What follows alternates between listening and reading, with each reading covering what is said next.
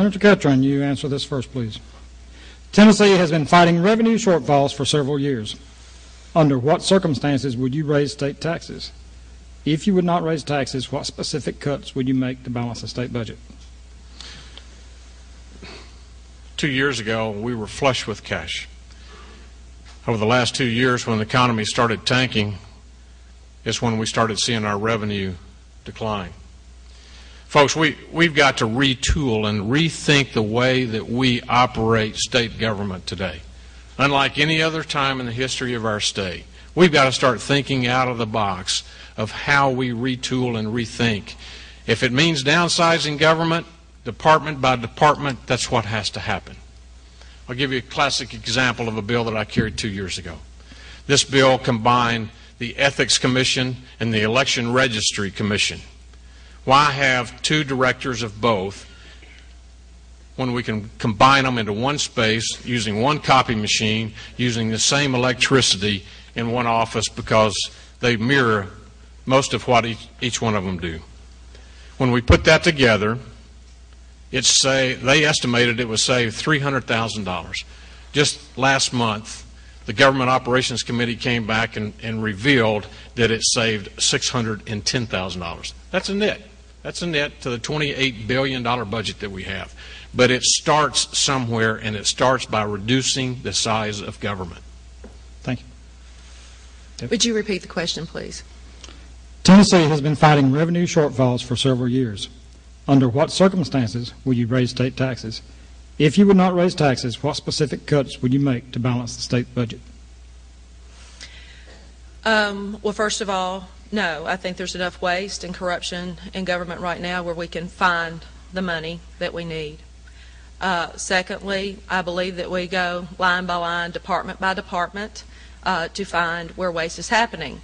Right now, I've not even been elected, and I have gone through the legislative budget and noted that Senator Ketron is taking a per diem for every day that he goes home, but takes the money for a hotel stay. That has equaled $65,000 over the last 4 years for us as taxpayers, hard-earned taxes that we turned over. His comment to the Daily Herald was, if we don't think he's worth it, then they should vote for someone else. He also said that that's the way business is done. It's a supplement to his income, but frankly, I don't agree. And he said if one person thinks they can go to Nashville and change the way it's done, then good luck to her. Well, I believe one person can make a difference. And right now I see $65,000, which is a lot of money. We know in this community that we've had to fire janitorial services in Maury County schools to save $16 a day.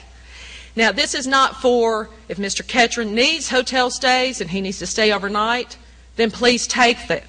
But if he is going home to Murfreesboro, which he has stated in the press, then we need that $65,000 back. I, as a city council person, just lowered property taxes in this city, in this community, in this recession, 2 cents this year. It is possible to look at your budget and live within your means. Nashville needs to go on a diet. And I cannot fathom or accept leadership from the top down who is not making necessary cuts when we are cutting other people's jobs and other people's services and still taking a per diem that they don't use. Thank you. Bill, in rebuttal. Yes, please. Thank you. Let's just get right. I'm sorry. 30 seconds, please. Yeah, let's just get right down to it. Right here, I have a copy of the state law that says that beginning with the election of the 97th General Assembly, in addition to the annual base salary, each member may receive supplemental compensation in the amount provided in Section 3-1-107. I want to know why you decided to steal my name last week and create billketron@gmail.com so you could put on the internet in an email blast that I'm taking that money. Time's up. All right. I'm sorry, Senator Ketron, I don't know anything about that, and I apologize for that, but I don't know about it. But let me say, when it says the word may in the law, it does not say that it should be. This is an ethical question. You live 33 miles from the state capitol. I live 46 miles from the state capitol, and I work in Nashville every day. 30% of the population of Murray County drives to Nashville. 65% of Thank the you, Ms. population Matthews. in Murfreesboro you. drives to Nashville. We do not get paid to go to work back and forth. We're going to start docking y'all's time here. Y'all please try to keep it within the limits to be fair to each one of you and to your constituents that are patiently waiting. Next question, Debbie Matthews, if you would answer first. Tennessee limits the number of children who can be in any one classroom. Many local governments complain that this regulation of teacher-student ratios creates a financial burden on counties and cities. Would you support legislation changing the rules? You said the rules limit so many per classroom? Yes, let me repeat it for you.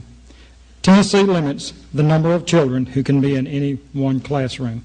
Many local governments complain that this regulation of teacher-student ratios creates a financial burden on counties and cities. Will you support legislation changing the rules? Right now, no, unless I look at it closer. And education, to me, it's a whole new frontier. I was watching CNN the other day, and they were talking about 200 million children in China who are living in a rice paddy with no running water or toilets. But they said those same 200